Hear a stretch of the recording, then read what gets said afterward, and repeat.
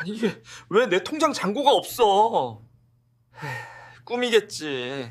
꿈이라고 해줘. 저는 65세 노래교실에 발 한번 들였을 뿐이었어요. 집에선 숨도 막히고 대화는 끊긴 지 오래라 누가 잘 부르시네요 한마디만 해도 마음이 풀리더라고요. 그런데 그 젊은 여자는 위로인 줄 알았는데 먼저 묻더군요. 아버님, 자동이체는 어디로 돼 있어요? 그날 밤 11시 이체 알림이 연달아 울렸고 저는 급한 마음에 비밀번호를 알려버렸습니다. 딱 3일 안에 서류만 정리하면 된다는 말도 믿었어요. 여러분은 그 순간 어떤 선택을 했을지 궁금합니다. 그럼 지금부터 노래교실에서 시작된 저의 이야기를 들려드리겠습니다.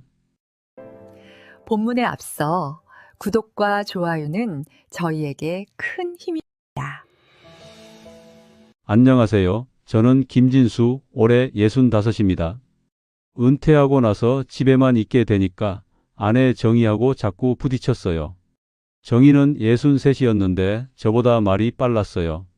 아침에 일어나서 세수하러 가면 정희가 먼저 화장실에 있었고 신문 보려고 하면 정희가 이미 펼쳐놓고 있었어요. 제가 뭘 하려고 하면 정희가 먼저 알아채고 한마디씩 던졌어요. 당신은 또 허세라고, 당신은 날 무시한다고요? 그런 말들이 쌓였어요. 저도 지지 않았어요. 정희 말이 나오기 전에 제가 먼저 쏘아 붙이기도 했죠. 뭘 해도 맞지 않는 옷을 입은 기분이었어요. 회사 다닐 때는 괜찮았어요. 아침에 나가면 저녁에나 돌아왔으니까요. 집은 잠만 자는 곳이었죠. 근데 은퇴하고 나니까 하루 종일 같은 공간에 있게 됐어요. 정희도 저도 서로한테 익숙하지 않았어요. 정희는 정희대로 혼자만의 리듬이 있었고 저는 그 리듬에 끼어들 틈이 없었어요. 거실 소파에 앉아 있으면 정희가 청소한다고 비켜달라고 했고 부엌에 가면 요리한다고 나가 있으라고 했어요. 제가 있을 곳이 없더라고요. 어느 날 병원에 갔어요. 정희 약을 받으러 간 날이었는데 정희는 진료실에 들어가고 저는 대기실 의자에 앉아 있었어요. 사람들이 많았어요. 다들 나이 지긋한 분들이었고 기침 소리가 여기저기서 났어요. 저는 그냥 멍하니 앞을 보고 있었어요. 그러다가 눈앞에 꽂혀 있는 전단지를 봤어요. 동네 노래교실 모집 안내였어요. 컬러로 인쇄된 종이였는데 사진에는 사람들이 마이크 잡고 웃고 있었어요. 사람들 속에 있으면 숨이 좀 트일까 싶었어요. 집에서 정희 얼굴만 보고 있으면 말끝이 자꾸 날카로워졌거든요. 전단지에는 매주 화요일, 목요일 오후 2시라고 적혀 있었어요. 수강료도 적혀 있었는데 비싸지 않았어요. 저는 전단지를 조심스럽게 뽑아서 접어서 주머니에 넣었어요. 정희한테 들키고 싶지 않았거든요. 뭐라고 할 게 뻔했으니까요. 정희가 진료 끝나고 나왔어요. 약 봉투 들고요. 제가 뭘 하고 있었냐고 물었지만 저는 그냥 기다렸다고만 했어요. 집으로 돌아오는 길에 정희는 계속 약 이야기를 했어요.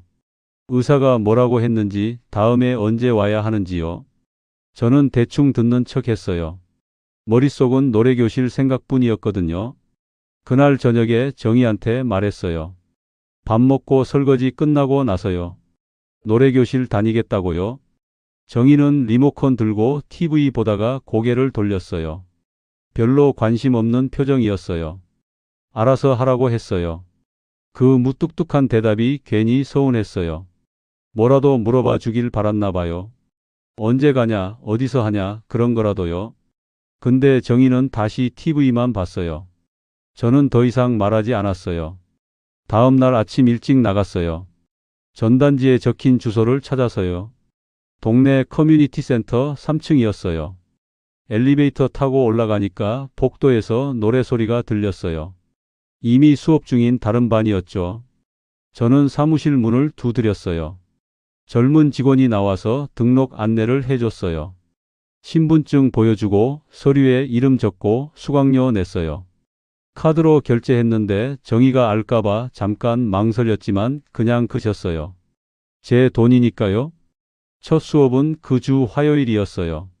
점심 먹고 1시간쯤 쉬다가 집을 나섰어요. 정희한테는 산책 간다고 했어요.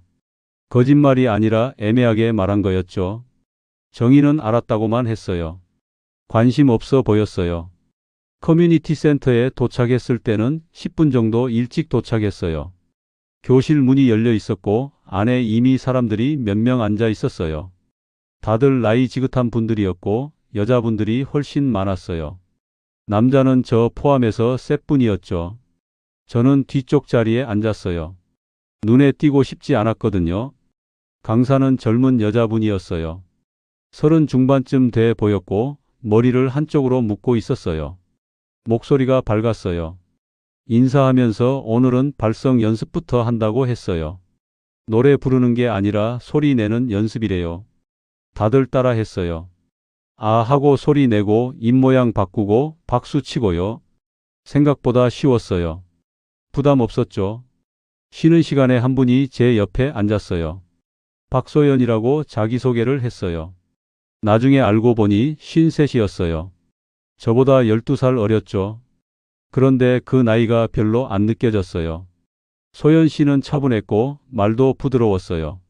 처음 만난 날인데도 저한테 편하게 말을 걸었어요. 아버님 목소리 좋으시다고 오늘 발성 제일 잘하셨다고 했어요. 그 말이 얼마나 오랜만에 듣는 칭찬인지 몰랐어요. 정희한테는 몇 년째 칭찬이란 걸 못 들었거든요. 소연 씨가 물 한 병을 건넸어요. 제가 가방에서 물통을 꺼내려는 걸 보고 미리 준비한 거래요. 편의점에서 산 생수였어요. 그 작은 친절이 마음을 흔들었어요. 정희는 제가 물을 찾아도 그냥 지나쳤거든요. 알아서 챙기라고요. 그런데 소연 씨는 그냥 웃으면서 건네줬어요. 고맙다고 했더니 소연 씨는 아무것도 아니라고 다음에도 챙겨오겠다고 했어요. 수업 끝나고 집으로 오는 길에 기분이 좀 나았어요. 오랜만에 밖에 나와서 사람들 만나니까 답답한 게 조금 풀린 것 같았어요. 집에 들어갔을 때 정희는 저녁 준비를 하고 있었어요. 산책 어땠냐고 물었는데 저는 그냥 좋았다고만 대답했어요. 노래교실 이야기는 하지 않았어요. 그날 밤에 단톡방 초대 알림이 왔어요. 노래교실 단톡방이었어요. 사람이 20명쯤 있었고 다들 인사 나누고 있었어요. 저도 인사했어요. 소연 씨도 있었어요. 소연 씨가 제 이름 보고 반갑다고 메시지 보냈어요. 며칠 뒤 단톡방에 공지가 올라왔어요. 다음 달에 작은 발표회를 한다는 내용이었어요. 강사님이 올린 거였는데 신청은 자유고 참가비는 따로 없다고 했어요. 저는 별로 관심이 없었어요. 사람들 앞에서 노래 부르는 건 부담스러웠거든요. 그냥 수업만 다니고 싶었어요. 근데 소연 씨한테 개인 톡이 왔어요. 단톡방 말고요. 아버님, 내일 발표회 신청 도와드릴게요. 라는 메시지였어요. 저는 잠깐 당황했어요. 제가 발표회 한다고 한 적이 없었거든요. 근데 거절하기가 애매했어요. 소연 씨가 친절하게 말한 거니까요. 다음 날 수업이 끝나고 소연 씨가 저를 불렀어요. 발표회 신청서를 보여주면서 같이 작성하자고 했어요. 저는 안 하겠다고 말하려다가 그냥 따라갔어요.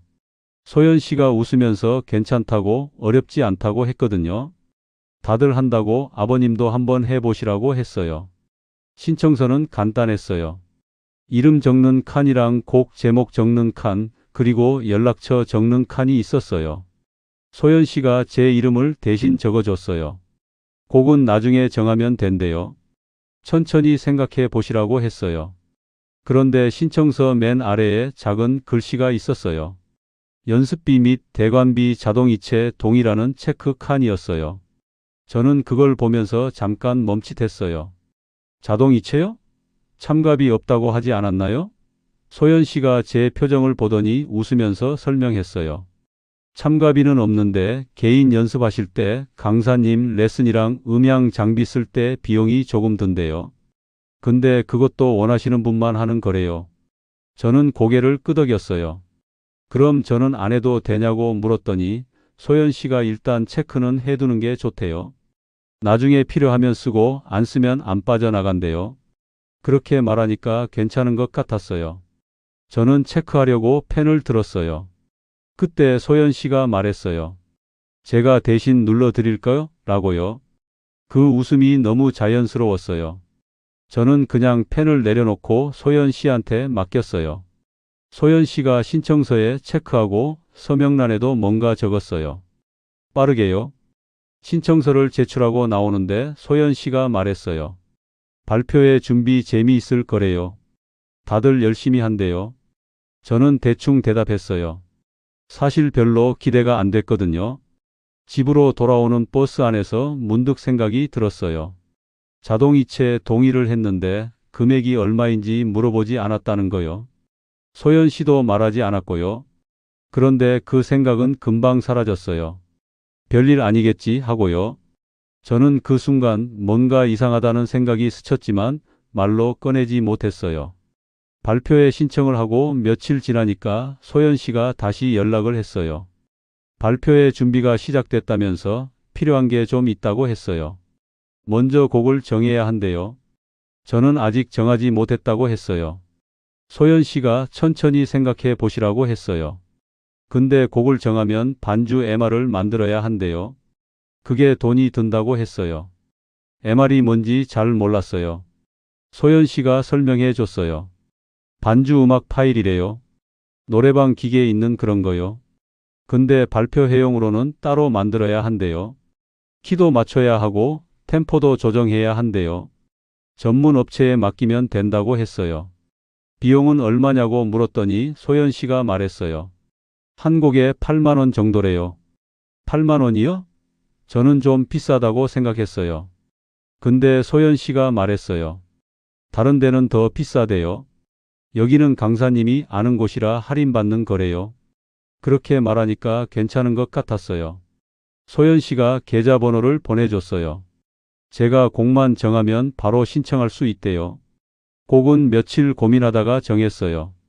옛날 노래로요. 제가 젊었을 때 좋아하던 노래였거든요. 소연 씨한테 말했더니 좋은 선택이라고 했어요. 그 노래 부르시는 분들 많대요.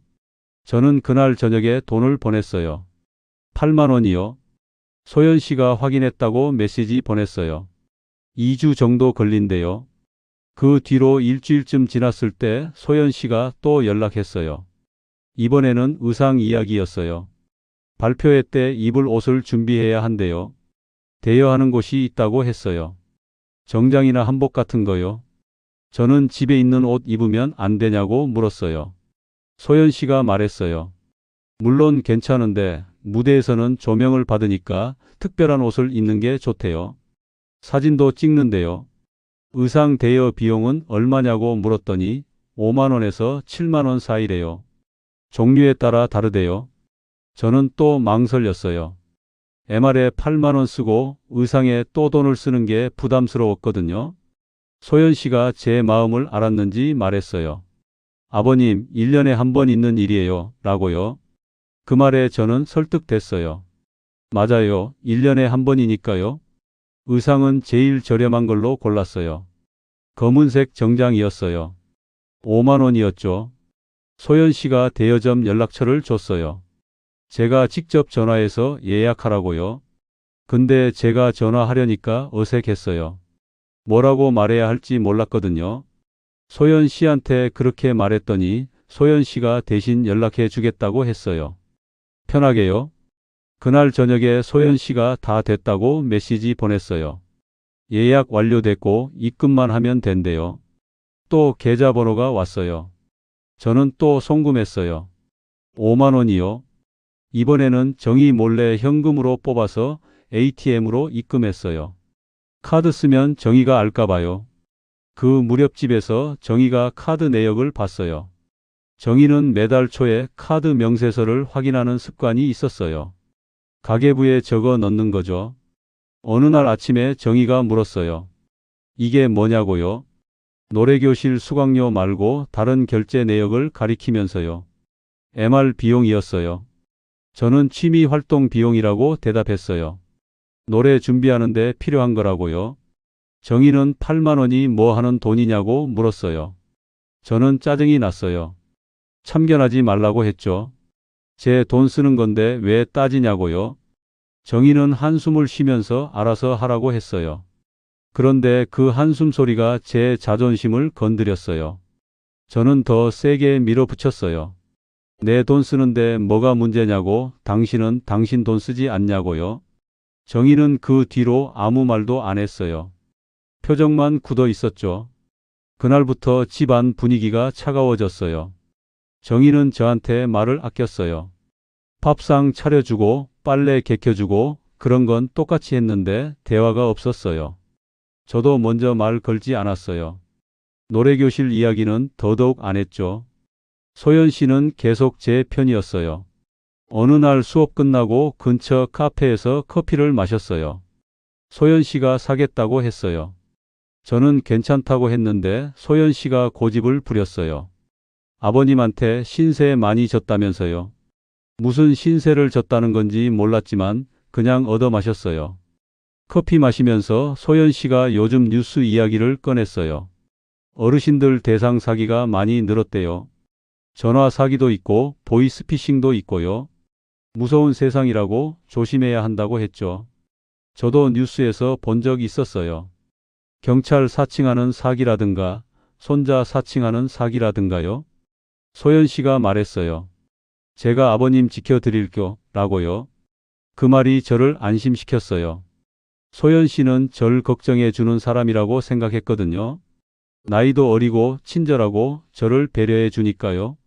정희는 절 걱정하지 않았어요. 뭘 하든 간섭만 했죠.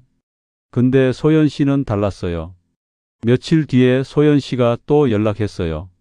이번에는 강사 개인 레슨 이야기였어요. 발표회 전에 몇 번 개인 지도를 받으면 좋대요. 무대에서 실수 안 하려면요. 레슨 비용은 한 번에 3만 원이래요. 서너 번 정도 받으면 충분하대요. 저는 계산해 봤어요. 3만 원 곱하기 4번이면 12만 원이에요. MR이랑 의상까지 합하면 벌써 20만 원이 넘었어요. 부담스러웠어요. 소연 씨한테 조금 부담된다고 말했어요. 소연 씨는 이해한다고 했어요. 그러면서 말했어요. 레슨은 안 받으셔도 되는데 다른 분들은 다 받으신대요. 무대에서 혼자 못하면 좀 눈에 띈다고요. 그 말에 저는 마음이 흔들렸어요. 혼자 못하는 게 창피했거든요. 결국 레슨도 신청했어요. 2번만 받기로 했어요. 6만 원이요. 소연 씨가 일정 잡아준대요. 레슨은 평일 저녁에 했어요. 커뮤니티 센터 연습실에서요. 강사님이랑 1대1로요. 1시간 정도 했는데 생각보다 괜찮았어요. 강사님이 제 발성이 좋다고 칭찬했거든요. 조금만 연습하면 무대에서 잘하실 거래요. 그 말이 기분 좋았어요. 레슨 끝나고 돌아오는 길에 소연 씨한테 메시지 보냈어요. 레슨 잘 받았다고요? 소연 씨가 답장 왔어요. 다행이래요. 그리고 물었어요. 아버님 휴대폰 좀 불편하시죠? 라고요. 저는 무슨 말인지 몰랐어요. 소연 씨가 설명했어요. 금융 앱들이 너무 많이 깔려 있으면 헷갈린대요. 정리를 도와주겠다고 했어요. 저는 휴대폰을 잘 다루지 못했어요. 앱이 많으면 어떤 게 뭔지 헷갈렸거든요. 은행 앱도 여러 개 있었고 카드 앱도 있었고요. 소연 씨 말대로 불편했어요. 다음 수업 때 소연 씨한테 휴대폰을 보여줬어요. 소연 씨가 휴대폰을 받아서 하나씩 확인했어요. 이 앱은 자주 안 쓰시니까 삭제하는 게 좋대요. 이 앱은 비밀번호가 너무 오래됐으니까 바꾸는 게 좋대요. 그렇게 설명하면서 화면을 이리저리 넘겼어요. 저는 옆에서 그냥 봤어요. 잘 모르니까요. 비밀번호 바꿀 때였어요. 소연 씨가 화면을 저한테 보여주면서 새 비밀번호를 말해 달래요. 저는 숫자 4개를 말했어요. 소연 씨가 그걸 입력했어요. 그런데 확인 절차가 있었어요. 문자로 인증번호가 온 거예요. 소연 씨가 제 휴대폰을 들고 있었으니까 자연스럽게 그것도 입력했어요. 저는 그때 이상하다고 생각하지 않았어요. 도와주는 거니까요. 소연 씨는 다 끝나고 나서 휴대폰을 돌려주면서 이제 훨씬 편하실 거라고 했어요. 저는 고맙다고 했어요. 정말 깔끔해 보였거든요. 앱 개수도 줄었고요. 그날 밤 새벽 2시쯤에 휴대폰이 울렸어요. 이체 알림이었어요. 저는 잠결에 화면을 봤어요. 금액은 5만 원 정도였는데 수신자 이름이 처음 보는 이름이었어요. 저는 화면을 한참 들여다봤어요. 혹시 오류인가 싶었어요. 아니면 제가 깜빡하고 결제한 게 있나 싶기도 했죠. 근데 새벽이라 머리가 안 돌아갔어요. 저는 그냥 휴대폰을 내려놓고 다시 잤어요. 아침에 확인하면 되지 하고요. 아침에 일어나서 다시 확인해 보니까 알림은 그대로 있었어요. 이체 완료라고 떠 있었죠. 저는 거래 내역을 봤어요. 어젯밤 2시에 5만 원이 나간 게 맞았어요. 수신자는 개인 이름이었는데 누군지 몰랐어요. 소연 씨한테 물어볼까 생각했어요. 근데 괜히 의심하는 것 같았어요. 소연 씨는 저를 도와준 사람이었으니까요. 혹시 제가 레슨비 추가로 낸 건가 싶기도 했어요. 기억이 확실하지 않았거든요. 그냥 넘어가기로 했어요. 오류면 은행에서 연락 오겠지 하고요. 그 뒤로도 작은 알림들이 몇 번 더 왔어요. 밤에요. 저는 그때마다 확인했지만 뭔지 정확히 알 수 없었어요. 금액이 크지 않았고 날짜도 띄엄띄엄이었거든요. 저는 그럴 때마다 합리화했어요. 발표회 준비 비용이겠지, MR 추가 작업비겠지, 레슨비 나눠서 나가는 거겠지, 그런 식으로요. 근데 가끔 밤에 잠이 안 올 때가 있었어요. 어느 날 저는 소연 씨한테 물어보기로 했어요. 조심스럽게요. 수업 끝나고 소연 씨 불러서 커피 한잔 하자고 했어요. 소연 씨는 좋다고 했어요. 카페에 앉아서 저는 돌려서 말했어요. 최근에 이체된 내역 중에 제가 기억 안 나는 게 좀 있다고요. 혹시 뭔지 아시냐고요. 소연 씨는 전혀 당황하지 않았어요. 오히려 제가 놀랄 만큼 차분하게 대답했어요. 아버님, 그건 MR 결제 대행이에요. 라고요.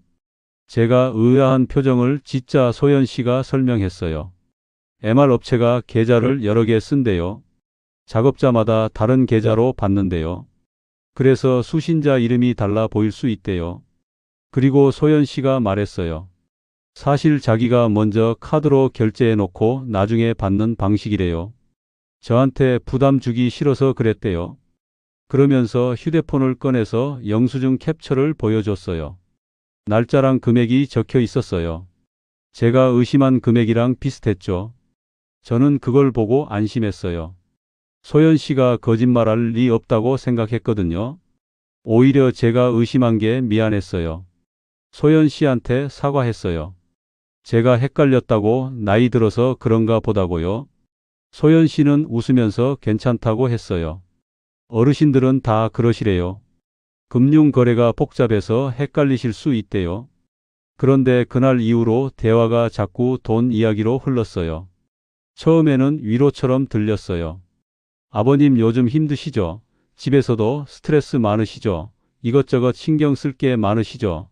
그런 말들이었거든요. 저는 솔직히 대답했어요. 맞다고, 정이랑 요즘 사이가 안 좋다고요. 소연 씨는 공감해 줬어요. 부부가 오래 살다 보면 그럴 수 있대요. 근데 대화 끝에는 항상 금액 이야기가 나왔어요.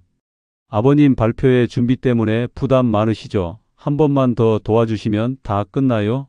이번이 정말 마지막이에요. 그런 식이었어요. 그때마다 저는 또 돈을 보냈어요. 3만 원, 5만 원 그런 금액들이요. 작은 돈이었지만 쌓이고 있었어요. 노래교실에서도 소연 씨는 저를 챙겼어요. 다른 사람들 앞에서 일부러 제 편을 들어줬어요. 한 번은 다른 할머니 한 분이 제 노래에 대해 뭐라고 했어요. 음정이 좀 불안하다고요. 그러자 소연 씨가 바로 끼어들었어요. 아버님이 제일 열심히 하시는데 왜 그러시냐고, 목소리도 좋으시고 발성도 정확하시다고 말해줬죠. 그 할머니는 그냥 웃고 넘어갔어요. 저는 그때 소연 씨한테 고마웠어요. 그 말들이 저를 더 깊이 끌어당겼어요. 소연 씨 없이는 노래교실도 편하지 않을 것 같았거든요. 다른 사람들은 그냥 인사만 하고 말았는데 소연 씨는 저를 신경 써줬어요. 어느 날 소연 씨가 심각한 표정으로 말했어요. 발표에 의상 문제가 생겼대요. 원래 대여하기로 한 정장이 사이즈가 안 맞을 것 같대요. 대여점에서 확인해 봤는데 아버님 체격이랑 안 맞는데요. 맞춤으로 해야 할 것 같다고 했어요. 맞춤 의상이요? 저는 놀랐어요. 비용이 얼마나 드냐고 물었어요. 소연 씨가 조심스럽게 대답했어요. 25만 원 정도 든대요. 생각보다 컸어요. 저는 잠깐 망설였어요. 이미 MR이랑 레슨비로 20만 원 넘게 썼는데 여기에 또 25만 원을 쓴다고요? 소연 씨가 제 표정을 보더니 말했어요. 다른 분들은 다 맞춤으로 한대요. 대여는 한두 분만 하신대요. 무대에서 사진 찍을 때 옷 때문에 티 나면 좀 그렇지 않겠냐고요. 저는 그 말에 마음이 흔들렸어요. 혼자 대여 옷 입고 있으면 창피할 것 같았거든요. 남들은 다 맞춤인데 저만 빌린 옷이면요. 결국 맞춤으로 하기로 했어요. 소연 씨가 재단사 연락처를 줬어요. 직접 연락해서 치수 재러 가야 한대요. 근데 예약금을 먼저 내야 한대요. 10만 원이요. 저는 그날 바로 보냈어요. 소연 씨가 알려준 계좌로요. 그때쯤 통장 잔액을 확인했어요. 많이 줄어 있었어요. 원래 200만 원 정도 있었는데 100만 원 조금 넘게 남았어요. 저는 적금을 들여다봤어요. 몇 년 동안 부은 돈이 1,000만 원쯤 있었거든요. 만기까지 아직 6개월 남았지만 해지하면 목돈이 나왔어요. 저는 고민했어요. 적금을 깨야 하나 말아야 하나요? 발표회만 끝나면 더 이상 돈 쓸 일이 없을 거라고 생각했어요. 의상 장금이랑 마지막 레슨비만 내면 끝이니까요. 정리만 잘하면 된다고요.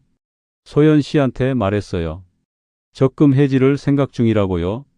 발표회 비용 때문에 통장이 좀 빠듯하다고요. 소연 씨는 조심스럽게 물었어요.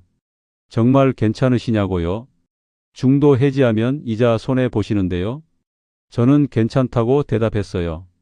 어차피 제 돈이고 필요하면 쓰는 거니까요. 소연 씨는 그럼 제가 같이 가드리겠다고 했어요.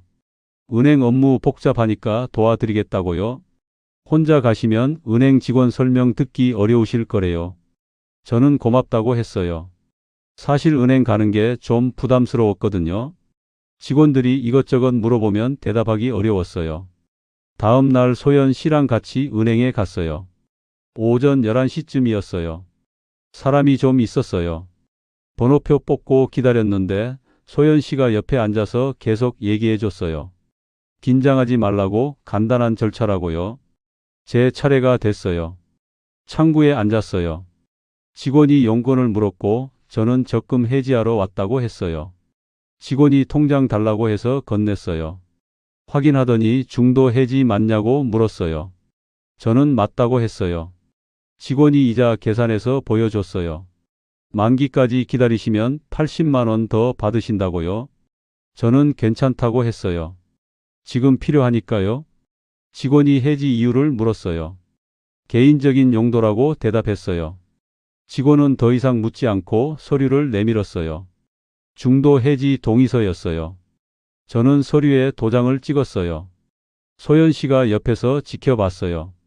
잠시 후에 직원이 현금이랑 통장을 건네줬어요. 930만 원이었어요. 현금으로 받기엔 많아서 제 보통 예금 통장으로 넣어달라고 했어요. 직원이 처리하는 동안 소연 씨가 제 팔을 가볍게 쳤어요. 잘하셨대요.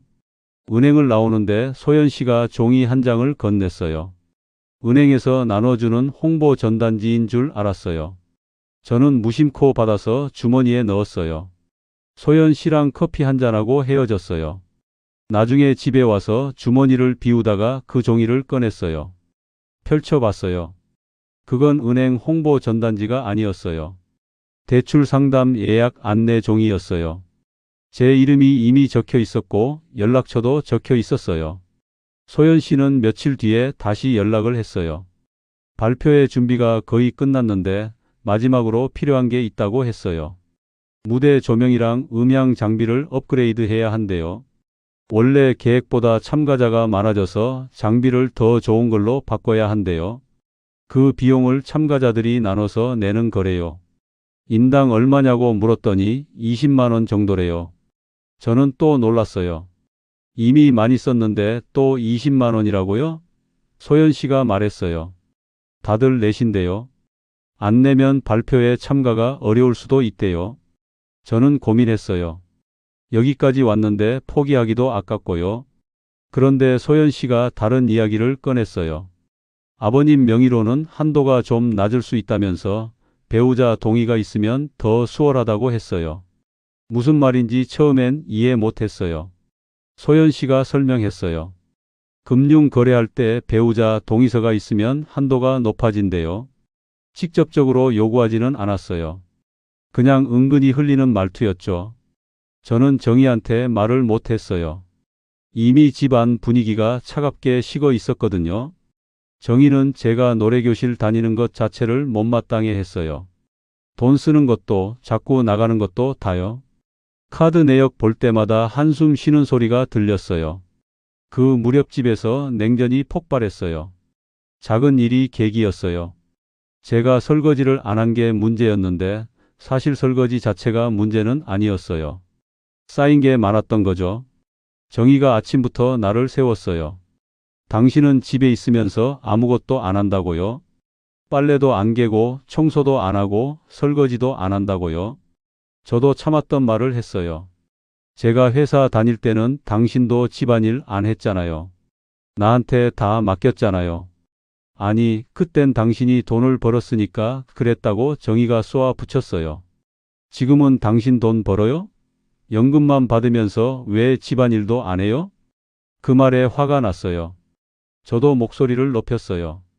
당신도 날 무시하잖아. 내가 뭘 해도 당신은 인정 안 하잖아.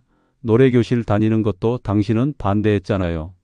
정의가 반박했어요. 노래교실은 찬성했다고, 근데 돈을 그렇게 쓸 줄 몰랐다고요? 말싸움이 길어졌어요. 서로 목소리가 커졌어요. 그러다가 정의가 말했어요. 이혼하자고요? 저는 잠깐 멈칫했어요. 정의 표정이 진심처럼 보였거든요. 눈빛이 차가웠어요. 저는 홧김에 대답했어요. 그래, 나도 내 인생 살 거야, 라고요. 정의는 알았다고 했어요. 서류 준비하라고요. 며칠 뒤에 정말 서류가 나왔어요. 협의 이혼 신청서였어요. 정의가 어디서 구했는지 몰라도 인터넷에서 출력한 것 같았어요. 정의는 조용히 서류를 밀어줬고 저는 그냥 도장을 찍었어요. 말싸움할 힘도 없었어요. 손자들 얼굴도 생각 안 하고 주변 사람들 시선도 생각 안 하고요. 그냥 화만 남아서 찍었어요. 서류 접수는 정의가 했어요. 혼자 동사무소 갔다 왔어요. 돌아와서 끝났다고만 말했어요. 이제 한 달 뒤에 확정된대요. 저는 아무 말도 안 했어요. 이혼하고 나서 소연 씨가 더 다정해졌어요. 연락도 자주 왔고 만나자는 말도 많아졌어요. 아버님 이제 홀가분하시겠다고, 아무도 간섭 못한다고, 마음대로 사실 수 있다고 그런 말들을 했어요. 저는 그 말이 위로처럼 들렸어요. 정의 없이도 잘 살 수 있을 것 같았거든요. 오히려 편할 거라고 생각했어요. 소연 씨가 집에 놀러 오라고 했어요. 차 한잔 하자고요. 저는 괜찮다고 했는데 소연 씨가 고집을 부렸어요. 아버님 기분 전환도 하실 겸요. 어느 날 오후에 소연 씨 집에 갔어요. 아파트였어요. 크지 않은 투룸이었죠. 소연 씨가 차를 내왔어요. 녹차였어요. 과자도 내놓고요.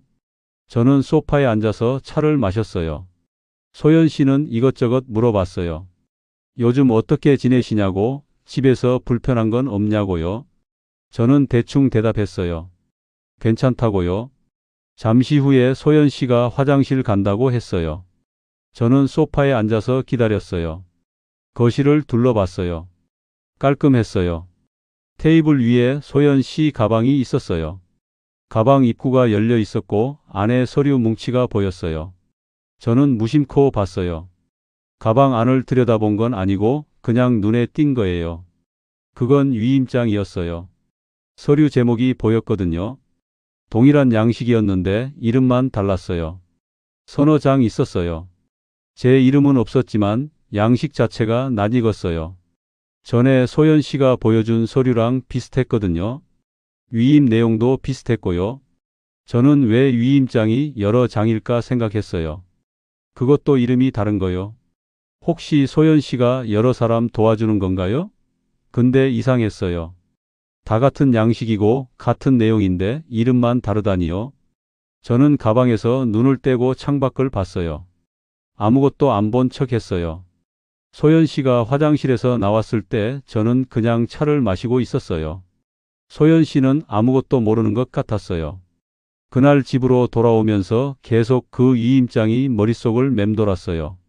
왜 여러 장일까? 왜 이름이 다를까? 다른 사람들도 소연 씨한테 도움받고 있는 걸까? 그런 생각들이요. 근데 확신은 없었어요. 그냥 의문만 있었죠. 그날 밤에 잠이 안 왔어요. 위임장 생각 때문이었어요. 저는 휴대폰으로 위임장에 대해 검색해 봤어요. 위임장이 뭔지 어디에 쓰는 건지요.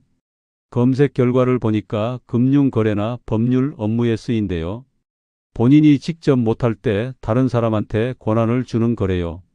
저는 더 찜찜해졌어요. 혹시 제 이름으로 된 위임장도 있는 건 아닐까요? 소연 씨가 제 휴대폰 만진 적도 있고 비밀번호도 알고 있으니까요. 근데 확인할 방법이 없었어요. 며칠 뒤 노래교실에서 술자리가 있었어요. 발표회 준비 마무리 겸 회식이었죠. 동네 고깃집에서 했어요. 사람이 10명쯤 모였어요. 강사님도 왔고 소연 씨도 왔어요. 다들 분위기가 좋았어요. 고기 굽고 소주 마시고요.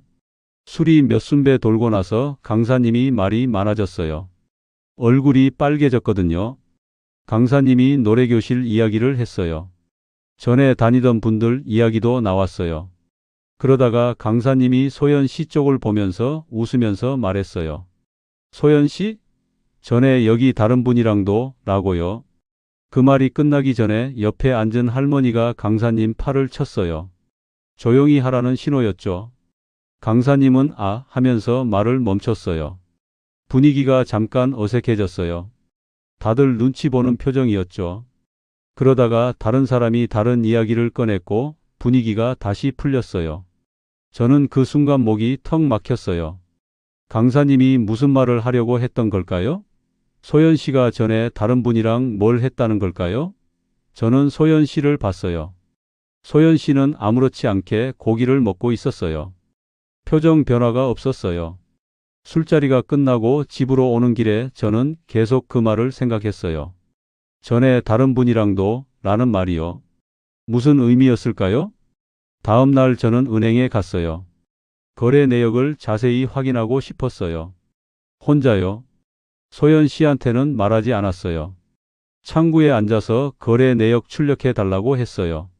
직원이 기간을 물었고 저는 최근석 달치를 달라고 했어요.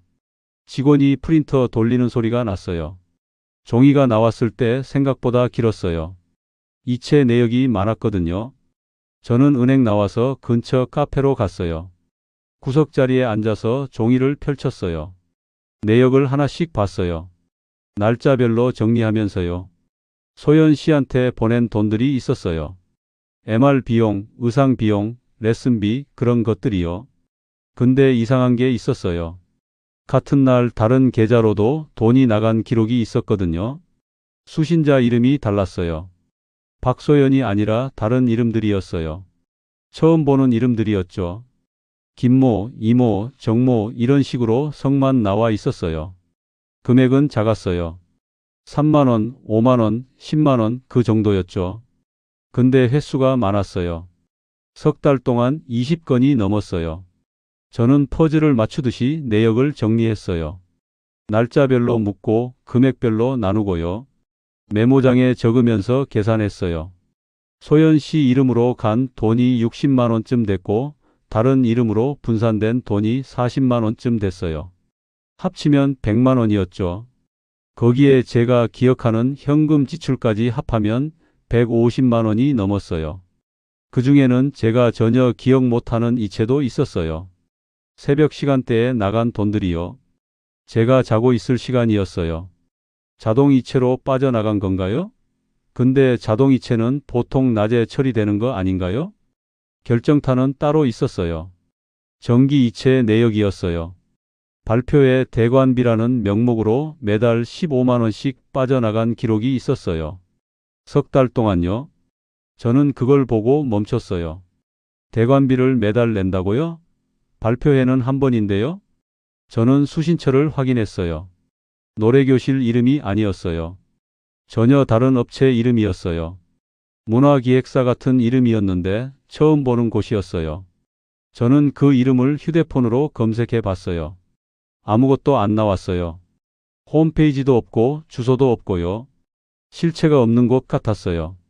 저는 노래교실에 전화했어요. 강사님이 받았어요. 제가 대관비를 매달 이체했냐고 물었더니 강사님은 잘 모르겠다고 했어요. 노래교실 비용은 수강료 외에는 따로 받지 않는다고요.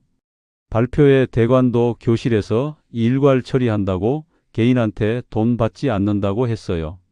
그럼 제가 보낸 돈은 어디로 간 거냐고 물었지만 강사님도 답을 못했어요. 혹시 다른 업체랑 계약하신 거 아니냐고 물었어요. 저는 아니라고 했어요. 제가 계약한 건 노래교실 뿐이라고요. 강사님은 미안하다고만 했어요.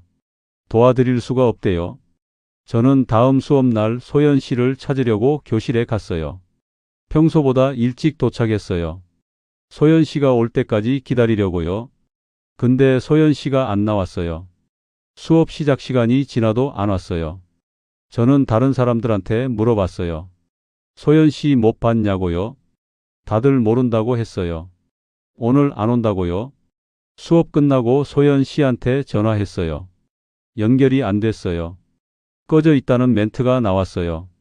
문자도 보냈어요. 읽음 표시가 안 떴어요. 단톡방에도 메시지 남겼어요. 소연 씨 어디 갔냐고요? 근데 답이 없었어요. 다음 날 단톡방을 확인했는데 제가 강퇴돼 있었어요. 노래교실 단톡방에서요. 누가 강퇴시킨 건지 몰랐어요. 관리자가 누군지도 몰랐고요. 저는 당황했어요. 왜 강퇴당한 거죠? 그날 저녁에 집으로 돌아왔는데 현관 우편함에 등기 봉투가 와 있었어요. 두껍고 노란 봉투였어요. 수신인을 봤어요. 이정희요. 정희 앞으로 온 서류였죠. 이혼했는데도 이 주소로 온 거예요. 저는 봉투를 뜯어봤어요.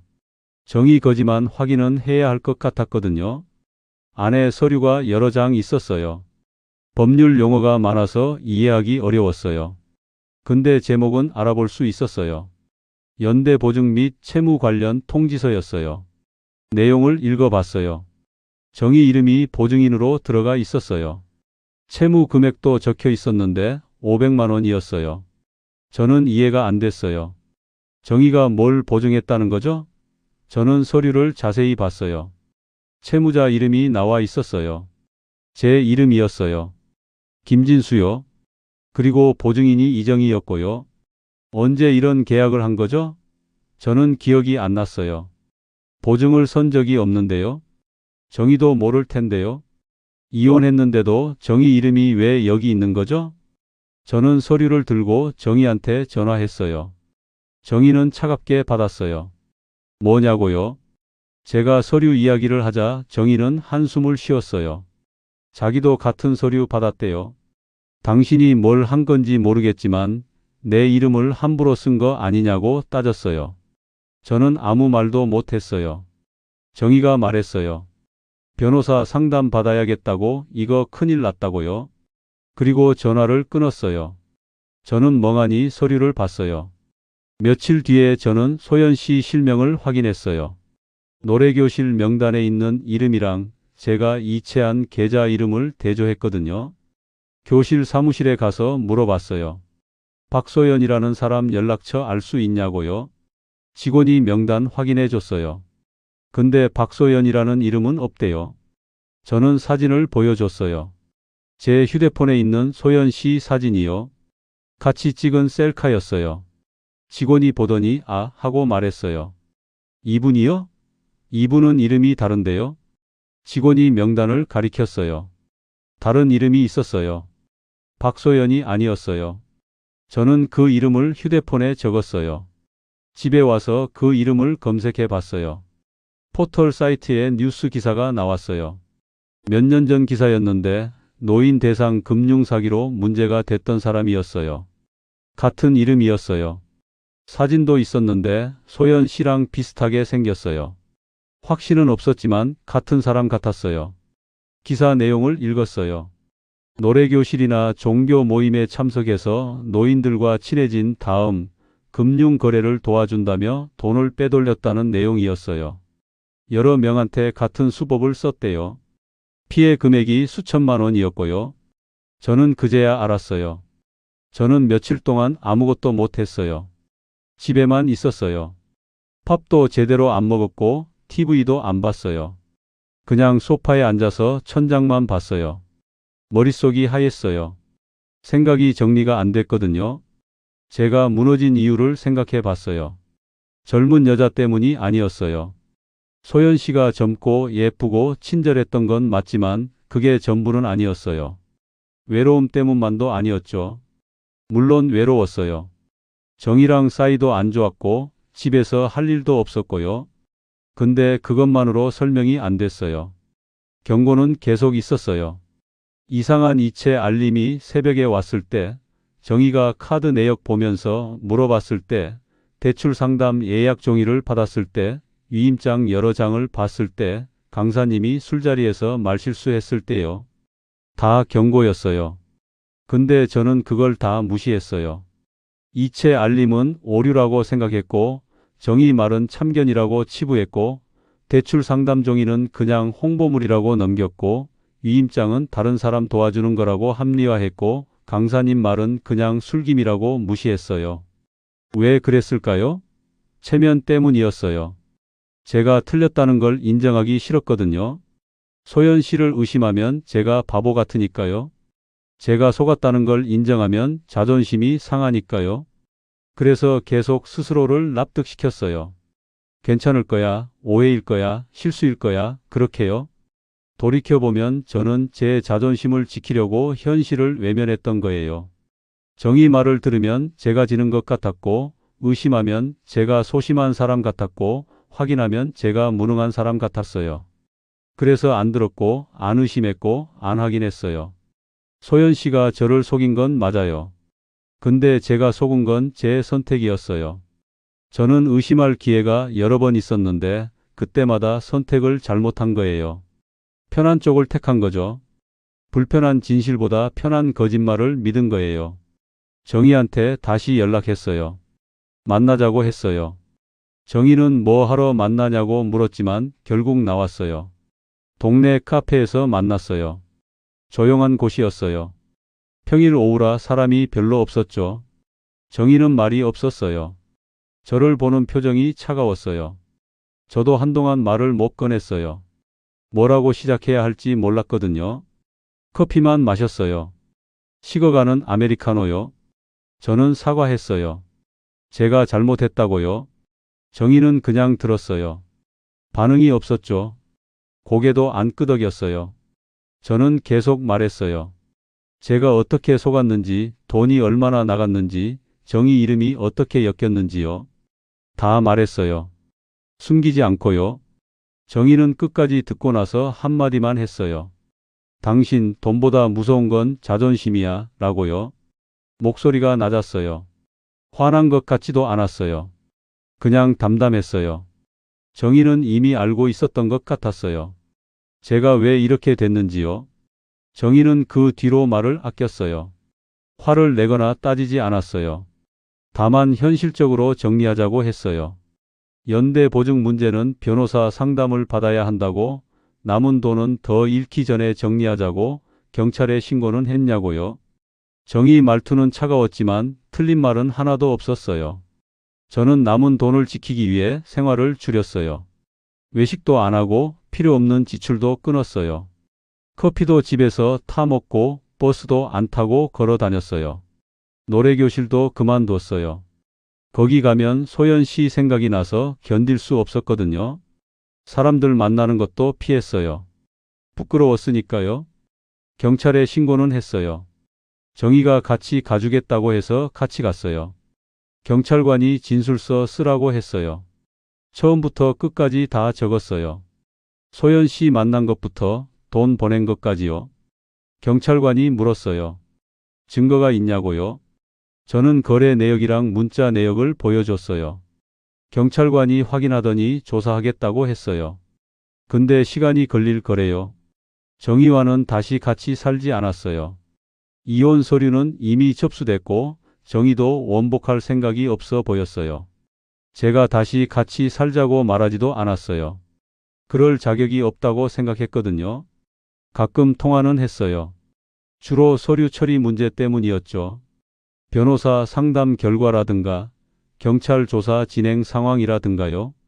정희 목소리는 여전히 차가웠지만 그 차가움이 오히려 저를 깨어있게 했어요. 정희가 화를 내거나 욕을 했다면 저도 변명했을 거예요. 근데 정희는 그러지 않았어요. 그냥 사실만 말했어요. 그게 더 무서웠어요. 어느 날 휴대폰에 모르는 번호로 문자가 왔어요. 아버님 잘 지내세요? 라는 내용이었어요. 저는 그 문자를 한참 들여다봤어요. 누군지 알 것 같았어요. 소연 씨일 수도 있고 또 다른 누군가일 수도 있었죠. 같은 수법을 쓰는 사람들이 많다고 경찰관이 말했거든요. 저는 번호를 길게 눌렀어요. 차단 버튼이 나왔어요. 손가락이 화면 위에 머물렀어요. 누를까 말까 고민했어요. 혹시 소연 씨가 사과하려고 보낸 건 아닐까요? 혹시 돈을 돌려주려고 연락한 건 아닐까요? 근데 그런 일은 없을 거라는 걸 알았어요. 저는 버튼을 눌렀어요. 차단됐다는 메시지가 떴고 저는 휴대폰을 내려놨어요. 창문을 열었어요. 바깥 공기가 차가웠어요. 겨울이 다가오고 있었어요. 저는 그 공기를 한참 마셨어요. 숨이 하얗게 나왔어요. 노래교실에서 얻은 건 노래가 아니었어요. 경계선이었어요. 어디까지가 친절이고 어디서부터가 함정인지 그 선을 이제야 알게 된 거죠. 너무 늦게 알았지만요. 정희가 했던 말이 자꾸 떠올랐어요. 돈보다 무서운 건 자존심이라고요. 맞는 말이었어요. 저는 제 자존심 때문에 경고를 무시했고 결국 더 큰 걸 잃었어요. 돈도 잃었고 정의도 잃었고 자존심마저 잃었어요. 지금도 가끔 휴대폰을 봐요. 혹시 또 모르는 번호가 올까 봐서요. 오지 않으면 다행이고 오면 그때 또 차단하면 돼요. 이젠 의심하는 게 창피하지 않아요. 안 속는 게 더 중요하니까요. 변호사는 연대 보증 문제를 풀 수 있을 거라고 했어요. 제 서명이 아니라는 걸 증명하면 된대요. 시간은 걸리지만요. 경찰은 소연 씨를 찾고 있대요. 근데 쉽지 않을 거래요. 이름도 여러 개고 주소도 계속 바뀐대요. 돈은 돌려받을 수 있을지 모르겠어요. 경찰관이 솔직히 말했어요. 어렵다고요? 이미 다 쓴 돈일 거래요. 저는 포기했어요. 그냥 제가 비싼 수업료 낸 거라고 생각하기로 했어요. 요즘은 집에서 혼자 시간을 보내요. 정의 없이요. 외롭지 않냐고요? 외로워요. 근데 외로움 때문에 또 실수하고 싶지는 않아요. 그게 제가 배운 전부예요. 여러분은 어떠세요? 작은 친절 하나가 마음을 흔들 때 그 친절의 끝이 어디까지인지 생각해 보신 적 있으세요?